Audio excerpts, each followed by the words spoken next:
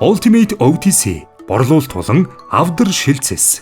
Борлуулалт цэсийг ашигладаг түгээгч өөр дээрээсээ харилцагч руу шууд борлуулалт бичих боломжтой ба тухайн түгээлтийн маршрут буюу ажилтнад байгаагүй харилцагчдаар дараах байдлаар борлуулалт хийх боломжтой.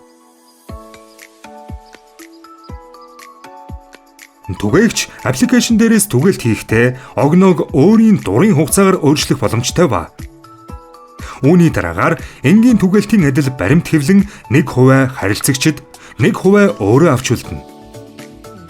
Авдар шил цэсээс тухайн түгээлтэд байгаагүй харилцагчдаас авдар шилний буцаалтаа харах үед дээрх цэсийг ашиглана. Буцаалт авч буй харилцагчаас сонгоод авч байгаа авдар болон сагс шилний мэдээллийг оруулан хадгалснаар дээрх буцаалт нь түгээгчийн үлдэгдэл дээр нэмэгдэн үүнийг авалгүй буцааж явах боломжтой болно.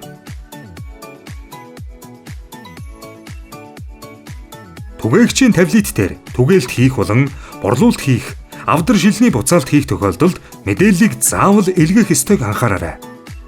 Хэрвээ тухайн түгээгч түгээлтээ хийж дууссан бол сав баглаа болон параметрлуудынхаа лавлгаа болон эцсийн үлдэгдлийг өөрийн бодит үлдэгдэлтэйгээ тулган агуулгын нэр дээр очин эцсийн үлдэгдлийнхээ тооны дагуу тооцоо нийлснээр түгээгчийн аппликейшн дээр хийх үйлдэл дуусна. Хэрв буцаалтаа нерв төгсөн тохиолдолд эцсийн үлдэгдэл гэсэн багнад байгаа утгууд тушаасан гэсэн багнад нөлөөлөн эцсийн үлдэгдэл тэг болохыг анхаараарай.